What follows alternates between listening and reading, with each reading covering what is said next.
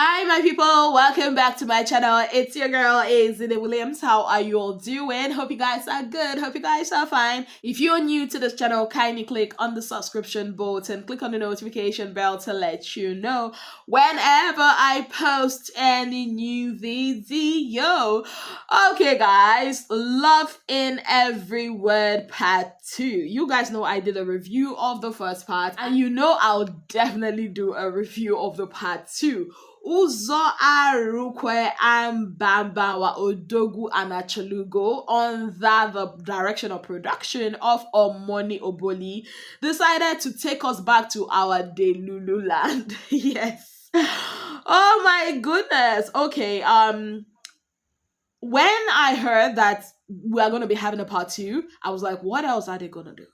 What else are we going to be looking out for? Like, okay, it's the wedding. Is there more to it? And then when I joined, I didn't actually watch it the first day it came out. I saw it was 3 hours long. I'm like, what exactly are we going to be watching for 3 hours? It's a wedding, right? And then when the movie started, I just realized, or I recalled, why I actually love this movie in the first place, the first part. And I enjoyed it, to be very honest. It is, one of those cheesy movies. If you are a romantic, a hopeless romantic like me, you will love the movie. And it gave us a lot of, love stories, and not just love.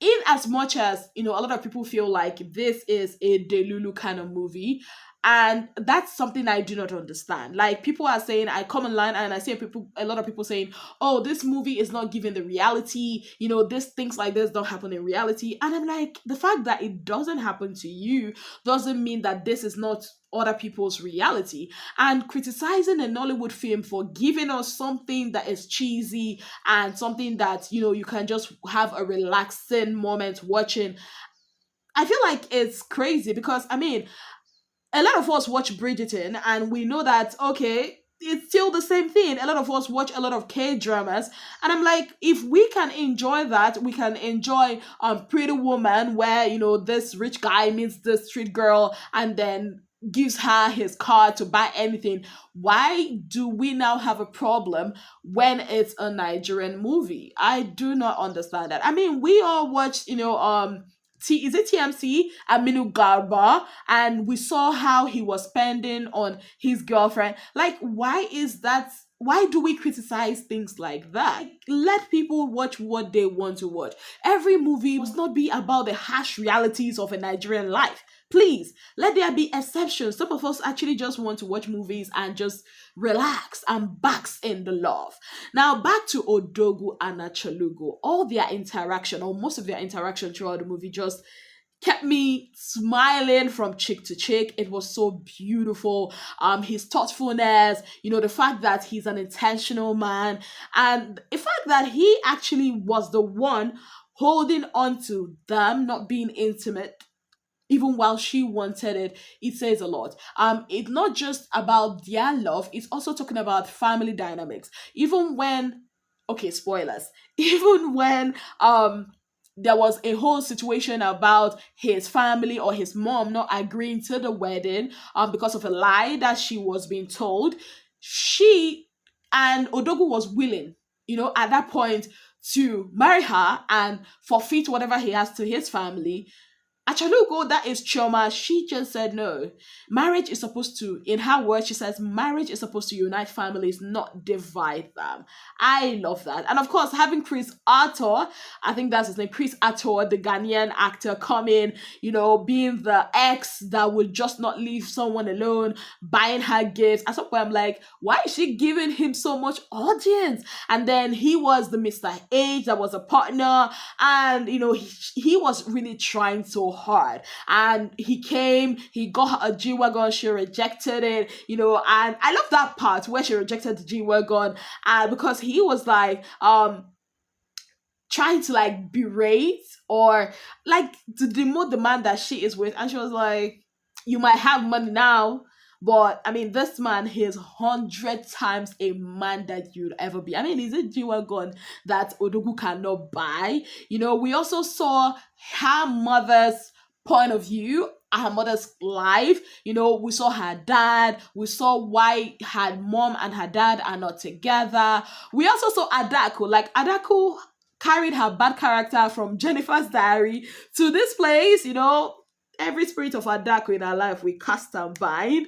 And I love the fact that even during the wedding, they prohibited Adako from coming into the wedding. Like, I love that. I mean, I think that's something we should be doing in weddings, all those, aunties that we do not want. And I love that. I love a lot of things about it. I love the intentionality, but I'll also share with you guys some of the things I really did not understand. Number one, the phone calls. Like, I get it that this is a character that has been there from the part one, I guess, and you want this character to still be there as her friend. It was too much for me. The whole phone call thingy, I just didn't like it. Number two thing I just didn't understand. The whole flying to Lagos today and coming to Anambra the same day. And like, at some point I got confused. But then I realized, I mean, with money and all that, we are in this Delulu world, sort of, because in reality, if all these airlines have not delayed you, yeah. But then again, if they have money, there's nothing like, yeah, that's one of the things I really didn't understand, but later on I think I do understand it a bit.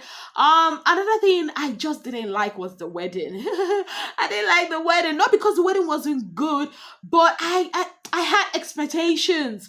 I thought Achalugo would change all the dresses. I thought we're gonna have a traditional Igbo wedding. Like, I was looking forward to the wedding. I love the fact that we saw Cubana Chief Priest, Zoro perform, what's it called? Boy Spice, I think he performed, other people performing, but it was not given the Achalugo and Odogo feel wedding. I wanted a lot for the wedding. Honestly, I had expectations, but it did not meet my expectation. It did not meet my expectation at all. Also, the sponsors. Oh my god, it was giving K-drama. And it's one thing, baby, wash your teeth with Class Up. Oh, GAC Motors. Oh, I'm gonna use my Wi-Fi now from MTN. And then you see, bring the mama no oil. Oh, we are using no cube. I'm like, oh my god. Well, he that pays the piper determines the tune, innit? But I mean, yeah, but it was not subtle at all. We just know, okay, these are, the sponsors, and I'm not even mad about that. It was just too in my face, But yeah, I think that's one of the things I noticed. I was like, But honestly, for me, the wedding that was supposed to be like the climax for me was not climaxing at all. And yes, I want too much. I'm that kind of a viewer that wants a lot, because I thought, forgive me, because should I say what I wanted to say? Okay, I'll say it. Because honestly, I was looking forward to their time together. Like, after the wedding. Yeah, I was looking forward to that. Because they were giving me so much chemistry before the wedding. And I'm like, okay, it's gonna be explosive. I wanted that. I wanted that. But all in all, it was a good watch. I could not believe that I just sat there and saw this movie for 3 good hours. It was great. And in that whole movie, the person I identify more with is Ify. Ify is me, and I'm Ify. I think Ify is also a very funny character, because tell me why your friend broke up with her man and you are wearing black on black. Are you mourning the man? Is the man dead? He's very much alive. Like, yeah, Ify is me. I love her, especially also the part at the wedding where she was speaking the money. Yeah, I love her. I love the mom. She killed it. She was like, whatever you want to ask for hand to marry, take, I don't give you whatever. Like, that was so beautiful. It's a beautiful movie. For me, I think I'll give it a 7 out of 10. Yeah, I'll rate it 7 over 10. It had me cheesing so hard. But the one thing I wanted to see, the one thing that was supposed to be the main thing for me, the wedding was not given. I mean, I know how rich Igbo traditional weddings can be, but it fell short. It fell short. I mean, I wanted more of culture. It's an Odogo and a Chalugo thing. I wanted culture. I wanted, even if the culture is not going to be picking through all the scenes in the movie, I wanted to see a lot of culture at the wedding. yeah, I wanted to see the Igbo culture. I wanted to see, traditional troops perform because it's Odogu. He is a titled man. I wanted to see that. Like, how can Achalugo be wearing that pink attire from morning till evening? Yeah. But all in all, it was a good one. I had like it just, yeah, it just brings out that inner child in you that wanted the Cinderella Prince Charming moment. I think that's it for us. And I feel like one thing that people did not actually notice in the movie is how um Odogu was steadily investing in Achelugo's business and in her dream because he sees potential. It's not about just sitting and eating money.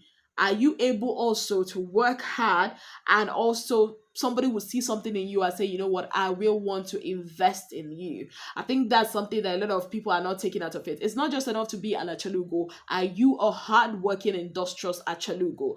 And also, the another thing I also picked from this is that in as much as Odogu wants to take care of all the bills and all of that, Achalugo also wanted to contribute because she knows that this is a partnership and not just a sole proprietorship kind of thing, also the wealth. And also, I see a lot of men saying, "Oh, women just want this thing. Women just want, they just want to eat and enjoy. They don't want to blah blah blah blah blah because of this movie."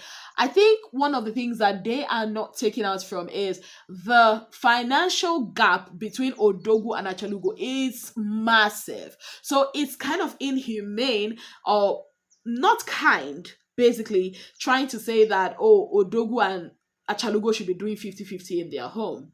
It just didn't make any sense. So these are some of the things, financial situations when it comes to marriage, the financial conversation. Like, there was this time they were talking about their genotypes and all of that, and I think that for me that was a very important part of the movie because it's not all about fairy tales and all. It's also somehow rooted in reality, because if you are going to get married, you should talk about your finances, who is going to be bringing what. And I feel like it's also a very, I feel like it should have been more, but I feel like it's good that they also added that part. So even as you are feeding your delulu, you should also see a bit of reality. Yes, guys, that's what I think about the movie. Let me know your thoughts on it in the comment section. On that note, I'd like to say a very big thank you to you all for being part of my channel. If you have not yet subscribed, what exactly are you waiting for? Kindly click on the subscription button, click on the notification bell to let you know whenever I post any new video. Until I come your way again, I remain your darling girl, Azine Williams. Have yourself a beautiful, wonderful day ahead.